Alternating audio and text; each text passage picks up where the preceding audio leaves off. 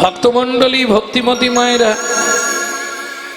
শিবাস ঠাকুর চমকে উঠল। কেন? অচৈতন্য হয়ে পড়ে আছে ভক্ত। মুশকিল হয়ে গেল। প্রভু প্রভু সর্বনাশ হয়ে গেছে। কি হয়েছে শিবাস? কি হয়েছে? দরজা খুলে প্রথমেই পাটা তুলে দিয়েছি, বুঝতে পারিনি প্রভু, এক ভক্তের বুকের ওপর। তারপরেই দেখছি ভক্ত আর কোনো কথা বলছে না। আমার মনে হয় আমার পদপৃষ্ঠে ভক্ত মারা গেছে। কি বলছো শিবাস? না না, তা কি করে হয়? যাও যাও, তুমি গিয়ে দেখো আগে। শিবাস ঠাকুর ছুটে এলো, নতজানু হয়ে করপুটে হাঁটু মুড়ে বসে শোনে। তখনও ঠোঁটটা আস্তে আস্তে নড়ছে, ভেতর থেকে বার হচ্ছে। কি কি বেরোচ্ছে ভেতর থেকে? গৌর গৌর গৌর গৌর গৌর গৌর গৌর হে গৌর গৌর গৌর গৌর গৌর গৌর হে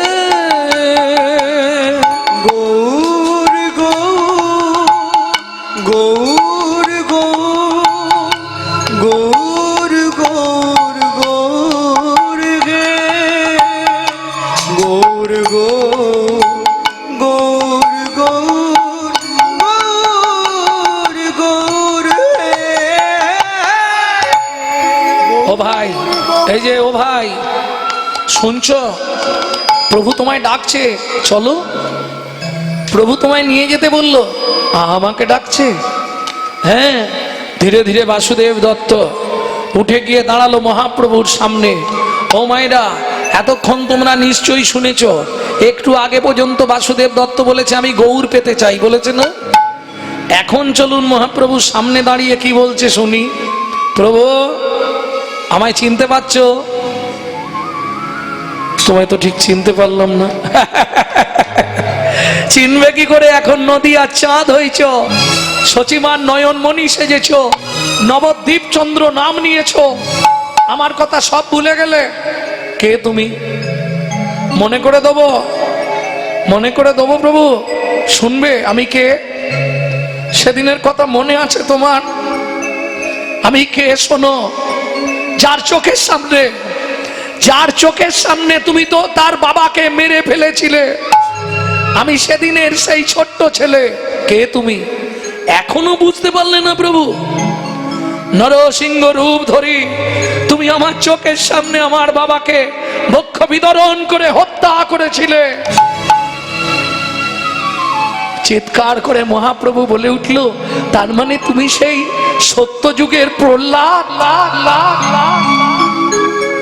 হ্যাঁ প্রভু, আমি সেই প্রহ্লাদ। তেতা যুগে আমি হয়েছিলাম তোমার একনিষ্ঠ ভক্ত নরসি। চোখের জল তোমাকে সেবা করিয়ে তোমার প্রাণ বাঁচিয়েছিলাম। আমি সেই রাম ভক্ত নরসি। দাপর যুগে তুমি 89 বছর দ্বারকার রাজা ছিলে। আমি প্রত্যেক দিন তোমাকে রাধা নাম শোনাতে যেতাম, সেই প্রিয় কীর্তন গায়ক। দাপরে আমার নাম ছিল মধুব্রত। কলিতে আমার পরিচয় হয়েছে বাসুদেব দত্ত। হালি শহর কুমারহট্টের কাঞ্চনপল্লীতে আমি এখন আছি আমার স্ত্রীকে নিয়ে। খবর পেলাম তুমি নাকি নদী আর নবদ্বীপে এসেছো। প্রভু প্রভু, সেদিন তুমি বলেছিলে কোনোদিন যদি তোর সঙ্গে দেখা হয় মধু, তোর সুদ সহ আমি সব শোধ করে দেবো ঋণ। আজকে সুযোগ যখন হয়েছে দাও। পাওনাদার ঘরে এলে চিনতে পারেনি, ওই জন্য তুমি কি চিনতে পারছো না? বল বাসু, তুই কি পেবি? বল কি পেলে তুই খুশি হবি? বল, আমি তোকে এক্ষুনি দিয়ে দেবো। আমি কারো কথার ধার ধারিনি। প্রভু দিতে পারবে, নিশ্চয়ই দেবো। বল কি চাই তোর? প্রভু, তার আগে একটা কথা আমায় বলবে। কি? কলিযুগে শুনেছি তুমি তো পতিত পাবন, বলো। হ্যাঁ, তাহলে এত পতিত জীব পড়ে আছে কেন? এই বাসু, এই জগতে কারা পতিত পড়ে থাকবে জানিস? যাদের রুচি নহে হেন কৃষ্ণ নামে নামে গো। যাদের রুচি নহে হেন কৃষ্ণ নামে ও নামে গো। কীর্তনে একটি প্রসিদ্ধ তাল, এই তালটিকে বলা হয় ছোট দটুকি। যাদের রুচি নহে হেন কৃষ্ণ নামে নামে গো। যাদের রুচি নহে হেন কৃষ্ণ নামে ও নামে গো। তবে যেন পূর্ব জন্মে আছে কোন পাপ কর্মে। তবে যেন পূর্ব জন্মে আছে কোন পাপ কর্মে। ও মায়েরা, এই যে গ্রামটিতে হরিনাম হচ্ছে, গ্রামটির নাম কি? যাই হোক, আপনাদের গ্রামে সব মানুষ চলে এসছে কীর্তন শুনতে? সব এলে প্যান্ডেলে ধরবে না কেন? সবাই আসতে পারলো না কেন? পদাবলীটা শুনছেন? তবে যেন পূর্ব জন্মে আছে কোন পাপ কর্মে। তবে যেন পূর্ব জন্মে আছে কোন পাপ কর্মে। ভালো করে শুনে নাও, এই যে আসনটা এসে বসতে পেরেছো, এটা পূর্ব জন্মের তিল তিল সুকৃতি ছিল বলে। এটা পরীক্ষিত মহারাজের আসন। পূর্ব জন্মের যদি এক লব সুকৃতি রয়, তবে তার ভাগ্যে একদিন হরি নাম হয়। হরি বল। তাহলে এলোনি কারা? রেগে যাবে না তো বললে? কীর্তন শুনতে আসতে পারলো না কারা? সবাই তো আসেনে। কেন আসতে পারলো না? তবে যেন পূর্ব জন্মে আছে কোন পাপ কর্মে। তবে যেন পূর্ব জন্মে আছে কোন পাপ কর্মে। সে লাগি বিধাতা তার বামে বামে গো। সে লাগি বিধাতা তার বামে বামে গো। বলি পূর্ব জন্মের পাপের ফল, পূর্ব জন্মের পাপের ফল। কেউ হাসে কারো নয়নে জল। পূর্ব জন্মের পাপের ফল, হাসি কারো নয়নের জল। ওরে সময় থাকতে হরি হরি বল। হাসি কারো নয়নের জল। সময় থাকতে হরি হরি বল। হাসি কারো নয়নের জল। পূর্ব জন্মের পাপের ফল। আস্তে আস্তে আস্তে ভক্তমণ্ডলী, ভক্তিমতী মায়েরা, সবার জন্য নয়। কেন? এটা আগে বুঝতে হবে। সবার কপাল কি এক? বাজারের সিঁদুর সবাই পরে, কপাল গুনে ঝলমল করে। বিধিকার কপালে কি লিখে যায় না রে বলা। বিধিকার কপালে কি লিখেছো যায় না রে বলা। কাউকে দিল অট্টালিকা, কাউকে দিল অট্টালিকা। কারো গাছতলা, কার কপালে কি লিখেছে যায় না রে বলা। বিধিকার কপালে কি লিখেছে যায় না রে বলা। বোঝা গেল কেন এটা বলা যাবে না? কেন? যেমন কর্ম তেমন ফল, অগভীর তার ভূমিতল। কারো জীবন সুখে কাটে, কারো দু নয়নে। কারো দু নয়নে জল। লটারিতে কেউ বা পায় লক্ষ লক্ষ টাকা, কেউ বা বাপের জমানো ধন জোয়াই করে ফাঁকা। কেউ বাবা পেরে জমানো ধন জয় করে ফাঁকা। এটাই রে তোর ভাগ্যের খেলা, এটাই রে তোর ভাগ্যের খেলা। লীলাময়ের লীলার চল। কারো জীবন সুখে কাটে, কারো দু নয়নে। কারো জীবন সুখে কাটে, কারো দু নয়নে জল। তাহলে প্রভু, এই জগতে পতিত কারা পড়ে রইল? পূর্ব জন্মের পাপের ফল যাদের। ও প্রভু, দিয়ে দাও। কি নিবি বাসু বল? কি নিবি তুই বল? আচ্ছা মা, ভগবান যদি আমাদের কাছে এসে বলে, বল তোর কি চাই? কি চাইবে? সত্যি বলো। আয়ু দাও, গাড়ি দাও, বাড়ি দাও, টাকা দাও। কি গো, দেহি দেহি পুনঃ পুনঃ চাইবো নি? কি মায়েরা চাইবে না? চাইবে না? কোনোদিন চাওনি? বাহ! পুষ্পাঞ্জলি দাওনি ঠাকুরের কাছে? মনে করে দিই আমি একটু। দুর্গাপুজোর অষ্টমীর দিন ভোরবেলা শান্তি করে নতুন শাড়ি পরে হাতে ফুলটি নিয়ে আয়ুর দেহি যশ দেহি ভাগ্যং ভগবতী দেহি মে পুত্রাং দেহি ধনং দেহি সর্বান কামাক্ষ দেহি মে ভগবতী ভয়োচ্ছেদে কাত্যায়নী চ কামদে শঙ্করী কৌশিকিতং হি নারায়ণী নমস্তুতে প্রচণ্ডে পুত্রদে নিত্যং সুপ্রীতে সুরনায়িকে কুলোদ্যত করে দেবী জয়ং দেবী নমস্তুতে। বলবো আর কি কি চাইলে আর বলবো?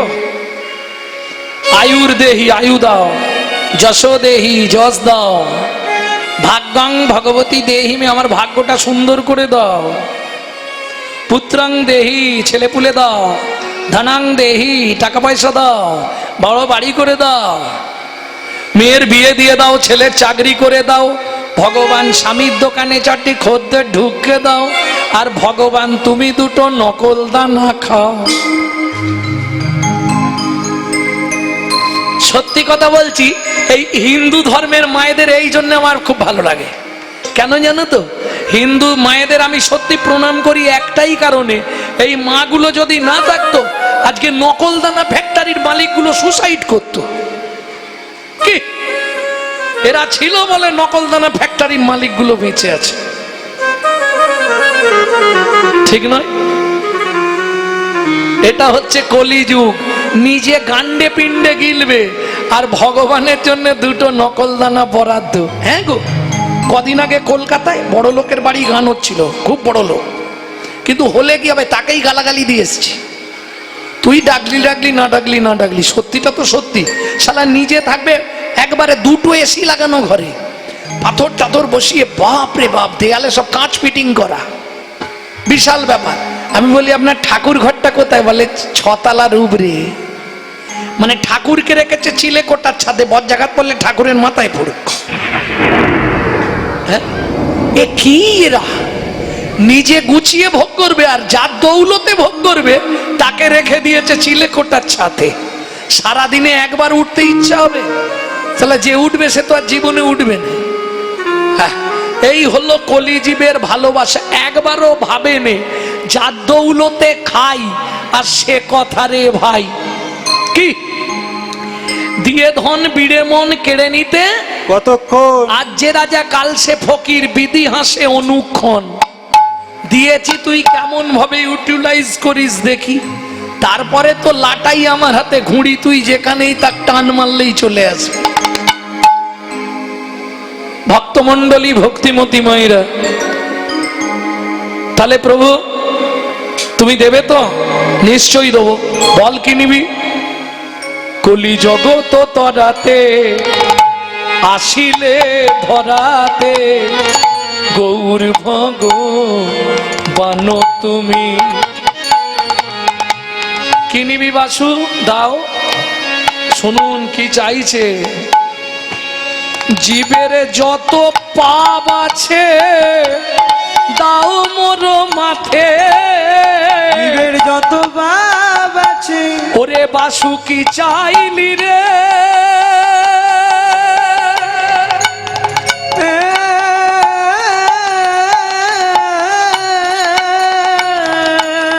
ও কি চাইলি রে?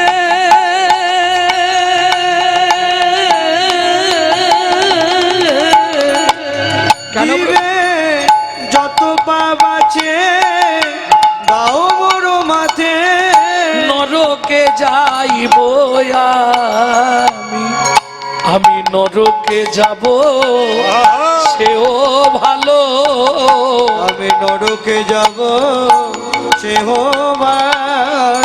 তবু কলির জীবকে উদ্ধার করো, আমি নরকে যাব, সেও ভালো। প্রভু কলির জীবকে উদ্ধার কর। আমি আর কিছু চাইব না গো, হরি হরি হরি বল। উদ্ধার করো, আর কিছু চাইব না গো, কলির জীবকে উদ্ধার করো। নরকে যাব, সেও ভালো। ভক্তগণ, বাসু কি চেয়েছে তোমরা শুনলে? প্রভু, তোমার মতো এমন চৈতন্য অবতারে কোনো অচৈতন্য জীব না পড়ে থাকে, কোনো পতিত যেন পড়ে না থাকে। তুমি সবাইকে উদ্ধার করে দাও। আর কলির জীবের যার যত পাপ আছে সেই পাপগুলো তুমি আমার মাথায় দিয়ে দাও প্রভু। আমি নরকে গিয়ে হা গৌর প্রাণ গৌর বলে কেঁদে কেঁদে উদ্ধার হব। যেই বলেছে অমনি মহাপ্রভু ছুটে গিয়ে বাসু ঘোষকে বুকের মধ্যে জড়িয়ে ধরলো। বাসু, বাসু রে, এ তুই কি চাইলি বাসু? ভক্তগণ শুনে রাখো, আজ থেকে আমার এই দেহটা আমি বাসুদেব দত্তকে দিয়ে দিলাম। শ্রীহরি শ্রীহরি বলি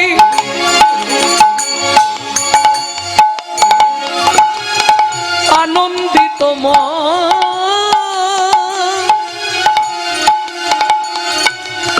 প্রণাম করিল বাসু চৈতন্য চরণ। প্রণাম করিল বাসু চৈতন্য চরণ। প্রভু, কে আমাকে এবার অনুমতি দাও। কিসের? আমি একবার হালি শহর কাঞ্চনপল্লীতে যাই আমার স্ত্রীর কাছে। সে তো একা আছে, আজ বেশ কয়েক মাস হয়ে গেল তাকে ফেলে রেখে চলে এসেছি নবদ্বীপে তোমার খোঁজ করতে। দেখা যখন হলো, সবই যখন হলো প্রভু, আর দেরি কেন, যাই। ঠিক আছে বাসু, যা। প্রণাম করিয়া বাসু গৃহেতে চলিল। প্রণাম করিয়া বাসু গৃহেতে চলিল। প্রণাম করিয়া বাসু গৃহেতে চলিল। প্রণাম করিয়া বাসু গৃহেতে চলিল। গৌর গুণ গাইতে গাইতে উপনীত হইল। গৌর গুণ গাইতে গাইতে উপনীত হইল। আজ গৌর গুণ গাইতে গাইতে উপনীত হইল। আজ গৌর গুণ গাইতে গাইতে উপনীত হইল। হা গৌর, হা গৌর, হা গৌর, হা গৌর। বাসুর নয়ন জলে পরিপূর। হা গৌর, হা গৌর, নয়ন জলে পরিপূর। হা গৌর, হা গৌর। নয়ন জলে পরিপূর। হা গৌর, হা গৌর, নয়ন জলে পরিপূর। বাবা বেশে ভরপুর। নয়ন পরিপূর। বাবা বেশে ভরপুর, নয়ন জলে পরিপূর। বাবা বেশে ভরপুর, নয়ন জলে পরিপূর। বাবা বেশে ভরপুর। নয়ন জলে পরিপূর। হা গৌর, হা গৌর, হা গৌর, হা গৌর। ও মায়েরা, বাসুদেব দত্তের স্ত্রীর নাম ছিল পদ্মাবতী।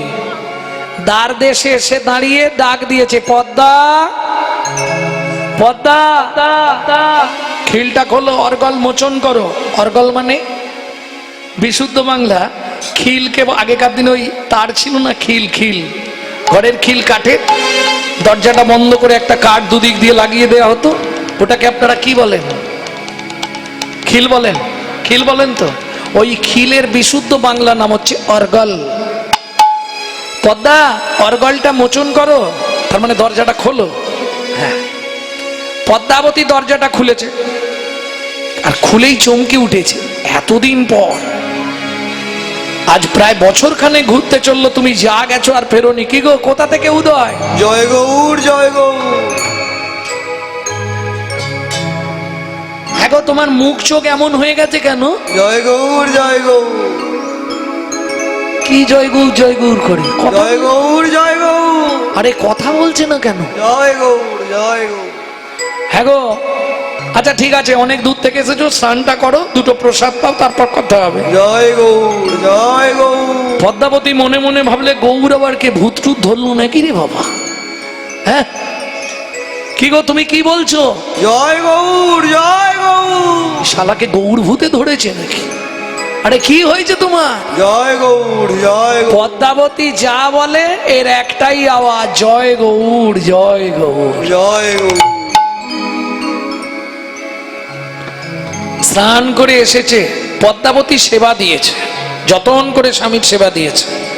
ভক্তমণ্ডলী, ভক্তিমতী মায়েরা, সংসারে গন্ডগোল থাকবে, এতদিন পরে আসছে, গন্ডগোল মানবে না? হ্যাঁ, তোমার কোনো কাণ্ড জ্ঞান আছে?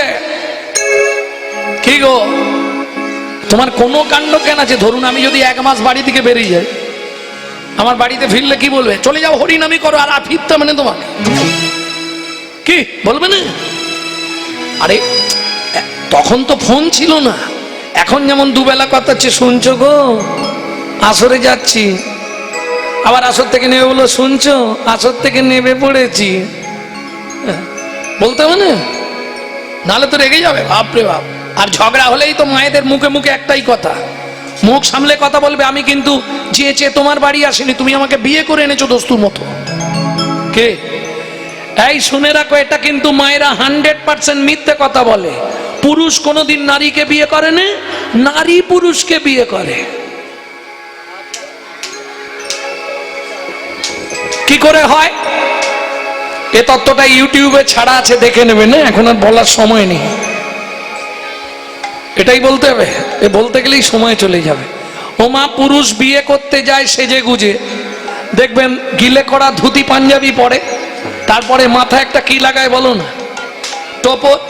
এমন বোকা, তুই তো শুভ কাজে যাচ্ছিস বিয়ে করতে, তাহলে টোপর থেকে ঝ্যাঁটার কাঠিটা তো খুলে ফেলে দিবি, সালা মাথায় ঝ্যাঁটা নিয়ে বিয়ে করতে যাচ্ছে। সে আবার ভাব কি, ছাতি একবারে 56।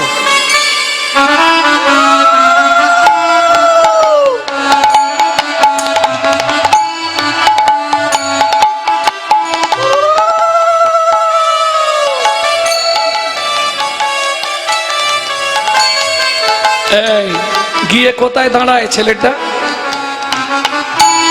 হ্যাঁ, ছাদনা তলায় গো বেচারার মতো চুপ করে দাঁড়িয়ে থাকে। আস্তে মেয়েটা লোকের কোলে করে পিঁড়ির ওপর বসিয়ে নিয়ে আসে, মুখে একটা পাতা চাপা দিয়ে, পান পাতা যাই হোক চাপা দিয়ে নিয়ে আসে। এসে কবার ঘরে 7 বার। আস্তে আস্তে আস্তে, তাহলে আগে ঘুরলো কে? মেয়েটা। পান পাতা খুলে মুখটা দেখলো কে? মেয়েটা। মালা বদনের সময় কে আগে মালা দিল? মেয়েটা। হাত বাঁধার সময় কার হাত আগে দিল? মেয়েটা। খই পোড়ানোর সময় কে আগে আগে যায়? মেয়েটা। বিয়ে করলো কেটা? কি? আমার প্রশ্ন ওটা নয়, প্রশ্ন হচ্ছে 7 পাক দেবার কি দরকার ছিল? 3 বার ঘুরলে হতো। আরে হালকা মেয়ে হলে তবু ঠিক আছে, যেগুলো ভারী ভারী মেয়ে যারা ঘোরায় তারা বুঝতে পারে কি যন্ত্রণা। 7টা পাক কেন দিতে হয়? এক্ষুনি মায়েরা বলবে তুমি জানো না বাবা, 7 পাকে বাঁধা, তাই তো? কে বেঁধেছে, কাকে বেঁধেছে জানো? হরি বল হরি বল। 7টা পাক কিসের জন্যে? ভালো করে শুনে নাও। 24 ঘন্টায় 8টা কাল, একটা কাল নারী নিজের জন্য, আর একটা কাল, আর 7টা কাল স্বামী সেবার জন্যে, যার জন্যে 7 পাক দেওয়া হয়। 7টা পাক কি কি? 7টা সময় তুমি স্বামীর কাছে 7 রকম ভাবে পরিচারিকা হবে। সারাক্ষণ শুধু স্ত্রী বা বউ নয়, ভালো করে শুনে নাও। সোহাগে ভগিনী রমণে রমণী, সোহাগে ভগিনী রমণে রমণী, ধ্যানে জ্ঞানে এরা মাতৃজননী, ধ্যানে জ্ঞানে এরা মাতৃজননী, অন্নপূর্ণা গৃহ লক্ষ্মী, অন্নপূর্ণা গৃহ লক্ষ্মী, দাসীবা দিবা কিঙ্করি, দাসীবা দিবা কিঙ্করি, তাই তো 7টা পাক মারি, তাই তো 7টা পাক মারি। বুঝে নিলে? সোহাগে ভগিনী বোন, রমণে রমণী বউ, ধ্যানে জননী, যখন ভাত খেতে দেবে অন্নপূর্ণা, যখন সন্ধ্যাবেলায় তুলসী তলায় পু, তখন গৃহলক্ষ্মী, যখন রাত্রিবেলা স্বামীর পায়ে তেল দেবে তখন দাসী, এখন উল্টে গেছে মাসি।